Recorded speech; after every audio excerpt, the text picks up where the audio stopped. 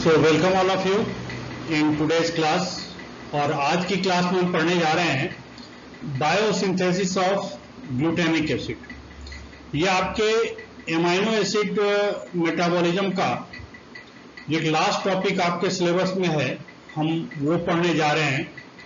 So why do we need to specifically study about the biosynthesis of this glutamic acid? तो मैं आपको right in the beginning बता दूं कि जो एमाइनो एसिड्स हैं जिनका निर्माण हमारे बॉडी में होता है, उनको बनाने के लिए या ब्रेन एमिन बनाने के लिए या कोई बायोमिन जो उससे जो हार्मोन्स बनते हैं जो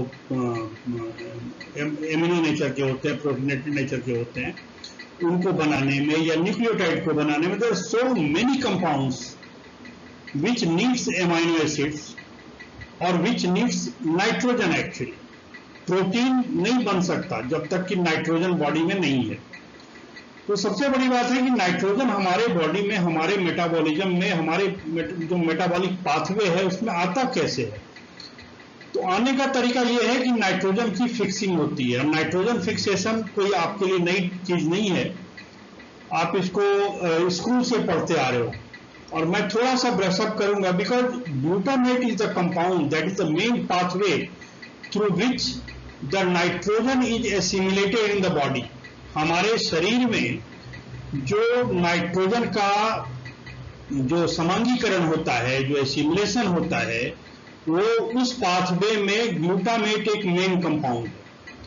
तो ग्लूटामेट बने उससे पहले हम जल्दी जल्दी देख लेते हैं कि भाई व्हाट इज नाइट्रोजन फिक्सेशन। तो basically nitrogen is needed for the synthesis of amino acids, nucleotide, bioamine, so many hormones, so many things, porphyrin वगैरह वगैरह, so many compounds are there where the nitrogen is needed. Protein itself, protein कई तरह के होते हैं, enzymatic होते हैं, structural होते हैं, ट्रांसपोर्ट प्रोटीन होते हैं। Every kind of protein that makes our body, the nitrogen is needed. और उसके लिए क्या करना पड़ता है, वो नाइट्रोजन कहां से आएगा, हमारे भोजन से आएगा। भोजन में नाइट्रोजन जो होता है एमिनो एसिड्स के फॉर्म में होता है, लेकिन एमिनो एसिड को बनने से पहले वो नाइट्रोजन लाया कहां से जाता है। तो जैसे यहाँ पे लिखा हुआ है कि atmospheric nitrogen is the ultimate source of biological nitrogen. Biological system में, बायोस्फीयर में जो भी नाइट्रोजन है उसका जो अल्टीमेट सोर्स है, जहां से वो आता है, वो होता है एटमॉस्फेरिक, वातावरण में पाए जाने वाला जो नाइट्रोजन होता है वो। इसके साथ साथ वही वातावरण का जो नाइट्रोजन है, कुछ तो हवा में होते हैं और कुछ बारिश की पानी के साथ घुल करके कभी नाइट्रस नाइट्रिक एसिड बना करके सॉइल में चले जाते हैं और वहां जाकर के सॉइल में नाइट्रेट नाइट्राइट के फॉर्म में पाए जाते हैं। तो या तो जो प्लांट्स है वो सॉइल से नाइट्रोजन लेगा या फिर बेसिकली सॉइल से ही लेगा, लेकिन सॉइल से जो नाइट्रोजन लिया जाता है उसका पाथवे क्या होता है। तो ये जो तरीका है जिसके जरिए कि नाइट्रोजन को पहले नाइट्रेट, फिर नाइट्राइट और फिर अमोनिया में बदला जाता है, ये क्रिया कहलाती है नाइट्रोजन फिक्सेशन। और उसके लिए एक एंजाइम की आवश्यकता पड़ती है जिसको हम कहते हैं नाइट्रोजिनेज। और यही नाइट्रोजनेज एंजाइम जो है ये अमोनिया को फिक्स करता है। फिर कुछ डीनाइट्रीफाइंग बैक्टीरिया होते हैं जो क्या करते हैं, अमोनिया से नाइट्रोजन को फ्री करते हैं। तो इस प्रकार से नाइट्रोजन की एक साइकिल चलती है जो इकोसिस्टम में पढ़ेंगे। सो देखिए यहाँ एटमॉस्फेरिक नाइट्रोजन है, लाइटनिंग से नाइट्रेट में कन्वर्ट हुआ, नाइट्रेट से नाइट्रेट रिडक्टेज में इसको नाइट्राइट बना दिया, नाइट्राइट रिडक्टेज में इसको अमोनिया बना दिया। दूसरी तरफ जो कुछ बैक्टीरिया है, कुछ प्रोकैरियोट्स हैं, माइक्रोब्स हैं, वो क्या करते हैं, सीधे सीधे इस एंजाइम की वजह से अमोनिया बना देते हैं। फिर अमोनिया से एमाइनो एसिड बनेगा जो हमारे मेटाबॉलिक पाथवे में, हमारी जो उपापचय की क्रियाएं शरीर में होती हैं उनके उस पथ में चला जाएगा और फिर इस तरह प्रकार के ढेरों सारे कंपाउंड बनेंगे। तो नाइट्रोजन कन्वर्सन का ये रिएक्शन मेरे ख्याल से आप बॉटनी में भी पढ़ते आ रहे हैं और बहुत दिन से आप पढ़ते आ रहे हैं कि ये देखिए ये क्या है, this is a leguminous plant. ये कोई पल्स यील्डिंग दलहन पौधा है जिसके रूट्स में, जिसके जड़ में कुछ नोड्यूल्स, गोल गोल से नोड्यूल्स पाए जा रहे हैं और इन नोड्यूल्स में राइजोनियम नाम का एक सिम्बायोटिक बैक्टीरिया पाया जाता है जो इस रिएक्शन के जरिए, जो रिएक्शन यहां दिया गया है, इसके जरिए इस नाइट्रोजन को किसमें फिक्स कर रहा है, अमोनिया में फिक्स कर रहा है। इसके अलावा इस राइजोबियम के अलावा कुछ, राइजोबियम तो खैर देखिए एक सिम्बायोटिक रिलेशनशिप में पौधों की जड़ में रह रहा है, लेकिन कुछ ऐसे हैं जो एजोटोबैक्टर जैसे बैक्टीरिया होते हैं जो फ्री लिविंग होते हैं, जो सॉइल में पाए जाते हैं और वो भी नाइट्रोजन काम करते हैं। तो अब ये देखिए कि ये जो नाइट्रोजन फिक्सेशन में 1% से भी कम नाइट्रोजन होता है। बेसिकली जो नाइट्रेट एसिमिलेशन होता है ये 2 स्टेज में होता है कि ये जो एक तो नाइट्रेट रिडक्टेज है और दूसरा नाइट्रोजनेज की तुलना में इन दोनों एंजाइमों का नाइट्रेट रिडक्टेज और नाइट्राइट रिडक्टेज इन दोनों की भूमिका ज्यादा होती है। Now no animal is capable of either nitrogen fixation और नाइट्रेट एसिमिलेशन। कोई भी प्राणी जो है उनमें यह क्षमता नहीं होती कि वो नाइट्रोजन की फिक्सिंग कर सके या फिर नाइट्रेट को सीधा सीधा वो स्वांगीकृत कर सके। ये इसके लिए पूरी तरह से पौधों पे और दूसरे माइक्रोब्स पे निर्भर करते हैं जो अल्टीमेटली अमोनिया और अमोनिया के पश्चात एमिनो एसिड बनाते हैं और वो एमिनो एसिड्स और प्रोटीन जो होता है कि इसेंशियल न्यूट्रिएंट्स के रूप में हमारे शरीर में भोजन के जरिए आता है। Now this ammonia or ammonium ion can be incorporated into amino acid by so many possible pathways, लेकिन मेन पाथवे इसका है ग्लूटामेट डिहाइड्रोजनेज या ग्लूटामिन सिंथेटेज वगैरह जो एंजाइम होती है। ग्लूटामिन या ग्लूटामेट के फॉर्म में ये अमोनिया इनकॉर्पोरेट होता है। तो ammonia generated from nitrogen is assimilated into low molecular weight metabolites जिसको हम कहते हैं ग्लूटामेट या ग्लूटामिन।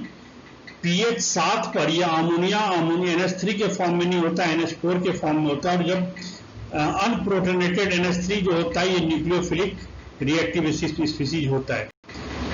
अब ये देखिए these are some of the pathway. जैसे ग्लूटामीन है, ग्लूटामीन जो होता है वो ग्लूटामेट सिंथेटेज नाम का एंजाइम, इसके 2 आइसोटोप्स होते हैं, मतलब 2 जो एंजाइम के फॉर्म्स होते हैं उससे ये ग्लूटामेट बनेगा। उसी तरह से एन एसिटाइल ग्लूकोसामीन एक कंपाउंड है, एमिनो शुगर है, वो भी ग्लूटामेट और एसीटेट बनाएगा। और यहाँ जो एंजाइम है एन एसिटाइल ग्लूटामेट सिंथेटेज। उसी प्रकार से अल्फा कीटोग्लूटरेट है, ये रिएक्शन हमने पढ़ा है पहले भी। ये ग्लूटामेट डिहाइड्रोजनेज इस एंजाइम की उपस्थिति में ये भी 2 फॉर्म में आप देखिए पाया जा रहा है। और इसमें होता क्या है कि एक NADPH लगता है। उसी प्रकार से एक ट्रांसएमिनेज रिएक्शन, हमने ट्रांसएमिनेशन काफी डिटेल में पढ़ा है और ये रिएक्शन आपके लिए अनकॉमन नहीं है, ये आप सारे जानते हो। उसी प्रकार से एक दूसरा है पायरोलिन कार्बोक्सिलेट, ये भी ग्लूटामेट बनाएगा। यहाँ पर जो एंजाइम लगता है वैसे तो इसको हम एल्डिहाइड डिहाइड्रोजनेज कहते हैं, लेकिन ये जो एंजाइम पर्टिकुलरली है इसको हम पायरोलिन कार्बोक्सिलेट डिहाइड्रोजनेज कहेंगे। उसी प्रकार से एन फॉर्मिमिनो ग्लूटामेट जो होता है ये फॉर्मिमिनो ट्रांसएसिटाइलेज कार्बोक्सी डीऑक्सीनेज कुछ ऐसे करके एंजाइम।